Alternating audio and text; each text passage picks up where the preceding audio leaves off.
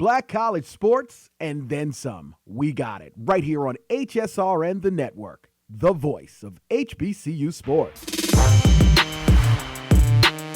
You are listening to Green Talk for Brown Folks with Ryan Marshall on HSRN. Thank you so much for joining me on another episode of Green Talk for Brown Folks. I'm your host, Ryan Marshall. I am so excited about today's episode. This is going to be episode number 6, and we're talking about traveling on a budget. This is a topic that's really near and dear to my heart and close to me and my family because I love to travel. We love to travel. I've traveled across the country. I've traveled internationally. I've traveled by air. I've traveled by land. I've traveled by sea.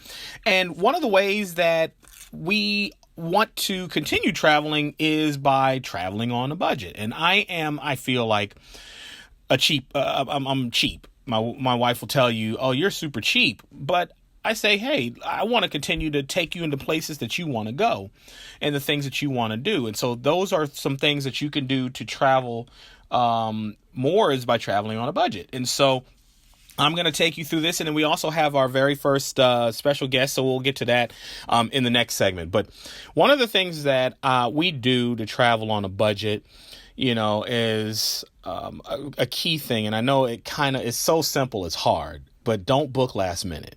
And I got to tell you, when you book last minute, and last minute is 30 days or less.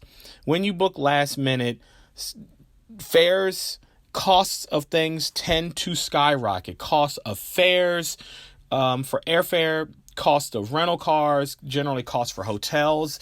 You're generally going to start paying more of a business rate because they know that business people often travel last minute. And when they travel last minute, those companies know that they can get that dollar because those people aren't kicking out the money. The businesses are kicking out the funds. And so you don't feel it until it comes out of your pocket. So a lot of times when we go out of town, we get airfare, we get hotel, and then we get a rental car. And so one of the places that I go to that's going to generally help me in the form of looking for rental cars. And I think this is going to be a way for you to not have to book last minute, feel like you're going to be locked into a rate, because I think that's what a lot of people feel like. They're going to be locked into a rate. If I book now, I may not have the cash or the money that I need now, as opposed to if I save it up the next month or two, then I'll have it, but then your fares are going to be higher. There is a site called AutoSlash for rental cars, and it is absolutely one of my favorite sites, autoslash.com, and I highly recommend this. What this does, this AutoSlash, is you can book your rental car with AutoSlash, and it'll compare rates from a couple of different, all of the major rental car companies. Then what it does is that it tracks the price after you've created a rental reservation. It tracks the price of the rental cars. And if the price of a rental car decreases, or if they're able to find a cheaper rental car somewhere else, they'll notify you by email, and they'll say, hey, Mr. Marshall, we know that you rented this, signed this agreement, or not signed the agreement, but agreed and reserved this vehicle for $300 with rental car company A, but hey, rental car company B just offered this for $240. You should go on ahead and do this. And so I have done it many times where I have canceled a reservation and rebooked somewhere else. Then maybe AutoSlash comes back and says, hey, you had this $240 reservation, but rental car C is running a flash sale and the same rental car is going for $217. And so I'm like, oh, heck yeah. So I'll move and cancel the rental car reservation for $240 and book with the $217. AutoSlash is very good at doing that. That's also some of the things that you could possibly do with hotels and airfare. The catch with hotels and airfare is there's currently, or not to my knowledge, any system that tracks airfare, much like AutoSlash tracks auto rental rates. And so you can do the same thing But with different airlines, it's a little different. Some of them charge change fees and things like that. And, so the best way to go with obviously airfare is book as early as you can, do your research, try to find the cheapest fare possible. Now, there's a way that I think we can kind of get around that. We'll talk about that in just a second. But using comparison sites, also to book travel, places like Kayak, Travelocity, Travelzoo, Expedia, Priceline, places like that. Do your research. Compare costs of things. That's always going to be a way to keep your costs low in that regard. You definitely want to do that. Traveling off peak. A lot of people like traveling in the summer. I love traveling in the summer, but think about it. Summer travel is peak travel. And when you're traveling at peak times, you're going to pay peak prices. A lot of times what a strategy that we have done, either with a job, if we've asked for time off or vacation or something of that nature, was we often traveled in September or October for a vacation. People would ask, well, why in the heck do you wait to travel, for your summer vacation until so late in the summer season, now you're in the fall? Is because I don't want to pay peak travel prices.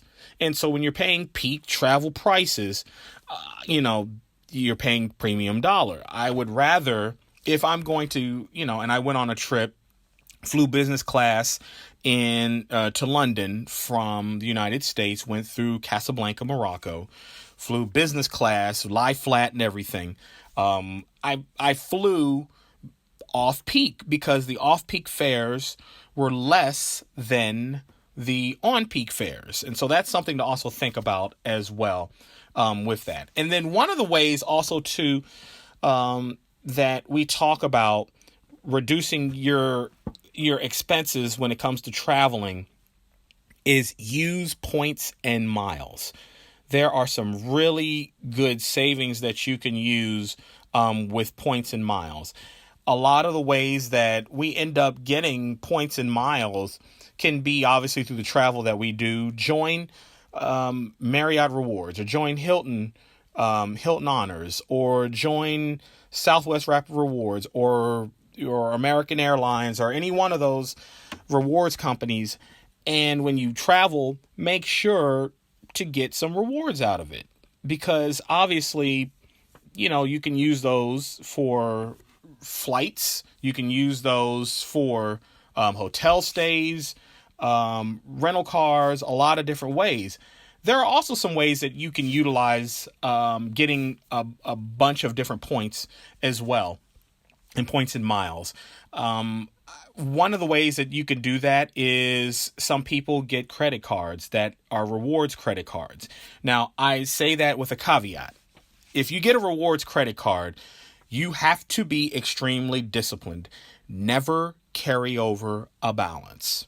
And I will repeat that again. Never carry over a balance when we're talking about a rewards credit card. So if you get a rewards credit card, and you can do some research as well, a rewards credit card, let's say any of the American Express, credit cards, or maybe, some of the ones that are like a Chase credit card that you have the ability to get to be part of American Express Membership Rewards or Chase Ultimate Rewards. Using your credit card spend on things that you would normally spend every day, like groceries or whatever, things like that, those points can add up. Now, I would absolutely use it like a debit card. So I would not spend more than I have or more than I need. So if I'm spending $100, if I'm going to spend $100, you swipe for it and then you pay for it. That way you can get the points, and the points don't cost you anything, because if you don't and you carry that balance over, then you're going to get charged interest, and that interest significantly devalues the credit card points or the miles that you get with that. And so we'll continue this conversation here about that, and we'll kind of give you some tips and strategies as we go along. But I want to get to a commercial break, because we've got a very special guest coming up, and we'll let you know who they are on the other side of this break. This is Ryan Marshall, your host of GTBF, Green Talk for Brown Folks. I'll be right back.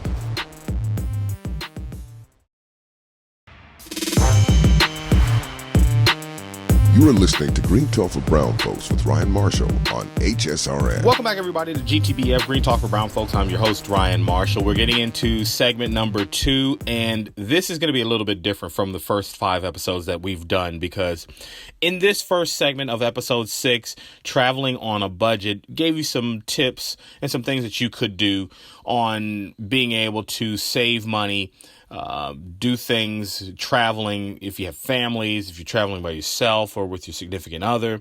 And this is going to be our very first interview with a guest. And I had an interview with somebody that I think you guys will definitely appreciate and come to enjoy, actually, when we start getting into the interviews about traveling. And they did some different things when it comes to traveling. So without further ado, here's my interview with Jenn and Mark. We have a very special guest. I'm honored for them to be here. Mark Summerson and Jenn Nyman. They go by Jenn and Mark.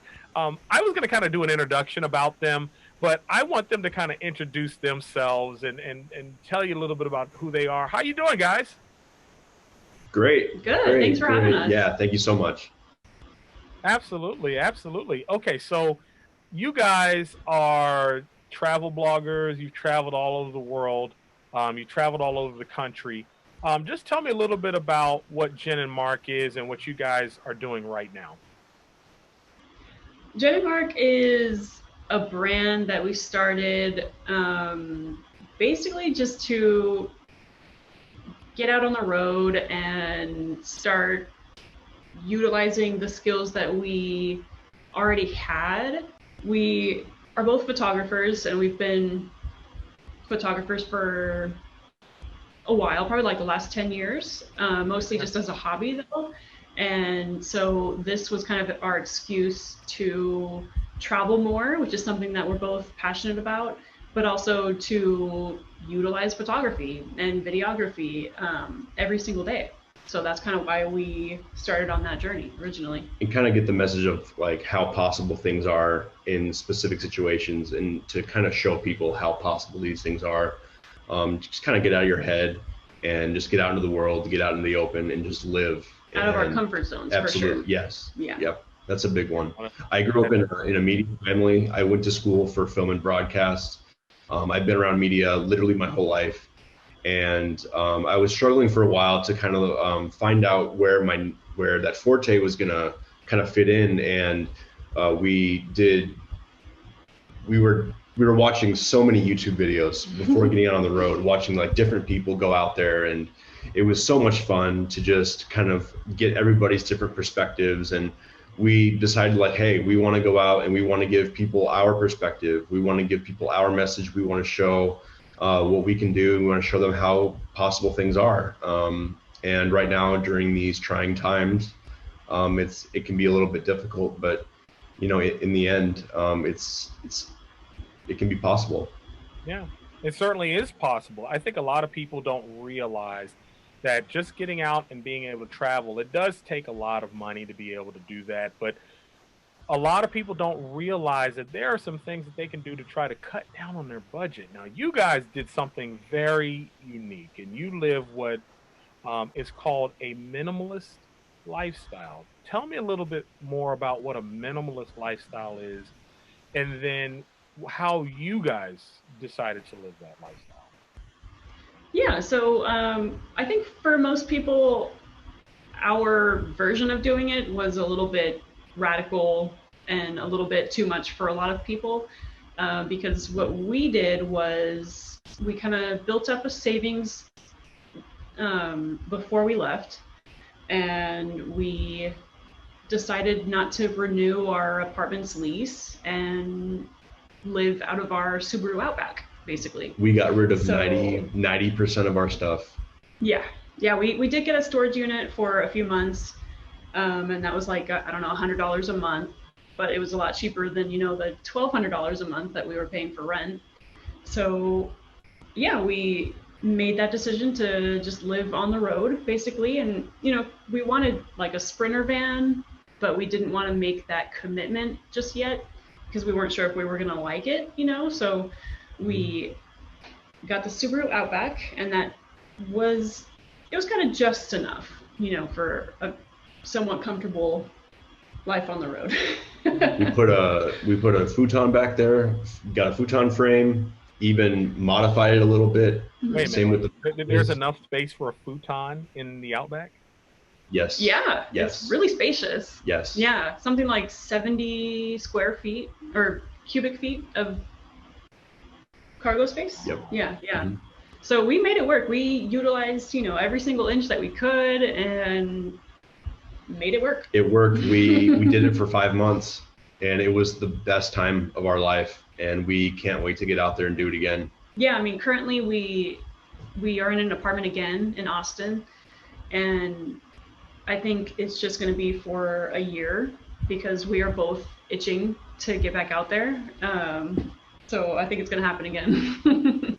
Tell us about some of the things that you did to keep costs down, to keep costs low so that you could make that money stretch, because saying that you didn't have an income, you could have, but you didn't, you had to figure out ways to have that money stretch. What are some of those things that you did? So some of the ways that we utilized, sleeping and eating and showering on the road were a few websites and apps. One of those websites being freecampsites.net. What Free Campsites does is it allows you to enter your location, and it tells you where all of these different campsites are that you can stay at for free, whether they be parking lots, restaurants, dirt roads, Public land, anything like that. You can utilize these places. Another one being iOverlander, and that can tell us where, like, we can take showers, where we can fill up our water, where we can do a bunch of other things. And another one that we utilized was Gas Buddy. Gas Buddy for sure was a big one to help us find the cheapest gas. There's a new feature on that now where you can put in your current location and where you're going, and it'll tell you where the cheapest gas is on that route. And that was so helpful to us. And it helped save, a good chunk of change. That's cool. Yeah, I think the biggest one was definitely like iOverlander and Free Campsites, where we used it every day to find where we were going to stay. And we rarely ran into problems. I mean, we were almost always able to find one. But then again, we were on the West Coast. So like in Colorado, and so like there was a lot of public land around that area. I think the eastern half of the United States might have a little bit more trouble finding spots, but it's still possible. Yeah. It's very popular in like foresty areas, for sure, like national park or national forests and national forests. I was gonna mention, I remember just in talking and conversing prior to us recording, you had mentioned a Parks Pass that some people can also do as well. And I know here in Michigan specifically, there is something that you can get in addition to purchasing your license and registration. They ask you, hey, would you like a Parks Pass? And it gives you access to all of the Michigan parks here. And I think it's for an extra $12, and you get a little sticker that has like the PP on it in the corner of the little tab, and you put that in there and you go to the Parks Pass, and they look at that and see, okay, well, you have a Parks Pass you can get in there for free. And I think it was $12 for the year. It was something crazy. What was the Parks Pass that you were telling me about? We have two Parks Passes. We have one for Texas. Texas has like 70 state parks. So we got one for that, and that was about $70. It gives us free entry to all the free entry to all the state parks, and then a discount on camping. So that was kind of nice. And then also we have the National Parks Pass that was $80 a year, and that gets us into all of the national parks. When normally you go for one day and they charge like $20, $30. It varies by park, but yeah, it's sometimes it's like $20 or $30 per car. We went to 11 of them. Yeah, got our money's worth. Absolutely. Yeah, that's great. Absolutely. No, that's fantastic. And for how much was that a year? $80 a year. $80 a year. So it definitely I'm sure pays for it in a few visits, because if you're out that way, and I haven't been to some of those state parks or some of those places. I remember when my brother and I rode to Las Vegas through, when I lived at the time, Kansas City, going straight out I-70 beyond Colorado. It opened wide up, or opened up in Kansas, but it opened wide and it was gorgeous. And we stopped at some places along the road, but they weren't, I don't believe, state parks. They were just like tourist overlooks or something of that nature. And I could only imagine going to places like the Grand Canyon and things like that, that you could see. That's fantastic. So we're just now getting into our interview with Jenn and Mark, and I'm so excited for you to hear what they did with their points and miles experience and how they were able to reduce their amount of cash that they were kicking out during their trip across the country. That'll be up on the next segment. This is your host, Ryan Marshall. We'll continue more of our conversation on GTBF, Green Talk for Brown Folks. We'll be right back.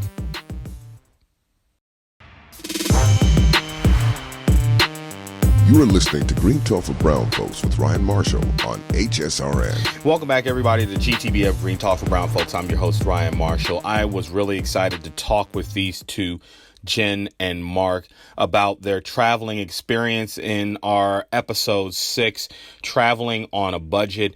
We are getting into now some of the things that they did in their points and miles experience. Like I told you earlier in the episode, that points and miles can be used in a myriad of ways, and how you can reduce your expenditures when you're traveling. And so here are some of the ways. Here's how they used it and some tips that they have on that. Here's a continuation of our interview, my interview with Jenn and Mark. So I know you guys do a lot of traveling. And so one of the ways that we talked about, I think in one of the earlier segments, is some people can reduce the amount of cash that they're kicking out by using points and miles. And you guys were able to use points and miles. Tell us a little bit more about how you were able to do that, because I know that you were able to reduce some of your cash that came out of your pocket by using points at various places. Absolutely. Yeah. So when we were saving up for the trip, we signed up for, a few credit cards over time, not all at once, but we made a point to be super responsible with them and pay them off, every single month, or immediately. Yeah, basically treat them like a debit card. But yeah, we racked up some good points, and we got, welcome bonuses. And so we were able to take those points and use them for the occasional hotel on the road. If we needed to charge our stuff, if we needed a shower, if we wanted to stretch out on a bed, if we just wanted to take a break from our travel lifestyle, we could use those points. And it was a really good thing that we had them. Yeah, I would recommend the Ultimate Rewards. So through Chase is what we use the most. Yeah, I feel like it's the best value. Yeah. That's what we use for all of our hotels, and you can also use them for flights and I think other things too, but that's kind of the main two things. And I've used Chase Ultimate Rewards, and I'm very big on the points and miles thing, and I'm glad that you guys brought that up too, because I think that's very important, and a lot of people don't realize that when you use points and miles, and when you have these credit cards, some of the ways, these rewards credit cards, there are a lot of different things that you can do with them. The big thing I always say is never run up a balance. Always pay off your balance and treat it like a debit card. So if you spend $100, pay $100. You spend $500, pay $500. Yeah. So you stay within a budget. And I think that's great to be able to use. I've used Chase Ultimate Rewards for paying for a rental, or you can pay for flights if you need to, or a hotel. And that's great. And it's fantastic. And so that's a good way that you guys use to kind of keep cash. Now you pay for expenditures that you had normally, and then use the points to. It's a fun. Yeah, so it was kind of like a win-win, really. Yeah. It was really, really helpful. I mean, when we needed a shower and there was nothing around, yeah. like on like the apps or whatever, if it was too far away, or we would just be like, let's get a hotel. Can we please get a hotel now? Yeah, I mean, it was just like once every couple of weeks or something. Yeah. But it was really fun to have. And we actually,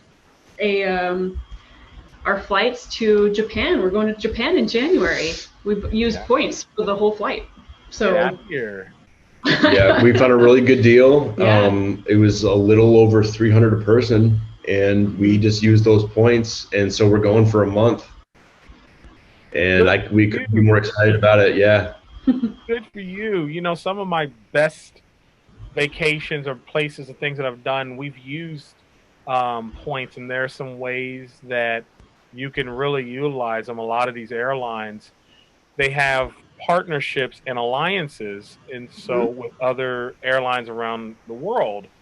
And so sometimes you can fly on a certain airline using the points of a different airline to pay for it. Exactly.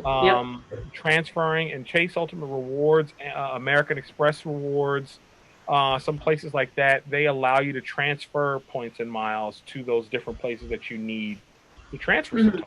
So that's great, man. That's great. Yeah, and each program has like their different quirks, and you really have to kind of do some research and figure out what's going to work best for you. So, yeah, I mean, it's something that I would recommend, but kind of with a disclaimer. You know what I mean? You really have to be responsible with it and careful about how you spend your money and keep track of your balances for sure.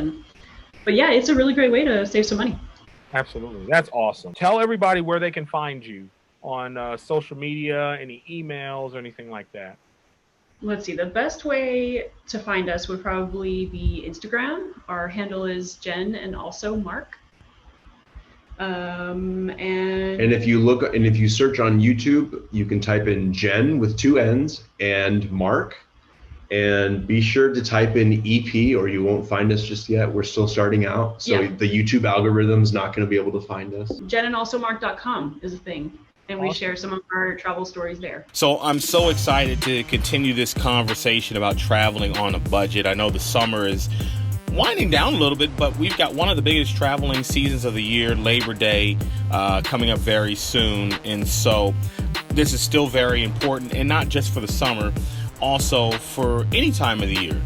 We will continue this conversation next week, and we'll continue to play some more snippets of the interview with Jenn and Mark. I certainly appreciate their time talking with our GTBF crowd and our listeners out there. But until next time, this is Ryan Marshall, your host of GTBF, Green Talk for Brown Folks. See you soon. Thanks for listening to Green Talk for Brown Folks with Ryan Marshall on HSRN. Follow Ryan's social media on Twitter at Ryan H. Marshall and on Instagram, RHM WealthWave. You can also connect with him via email at ryan.marshall@howmoneyworks.com. That's ryan.marshall@howmoneyworks.com. Join him next Friday at 1 p.m. for another edition of Green Talk for Brown Folks.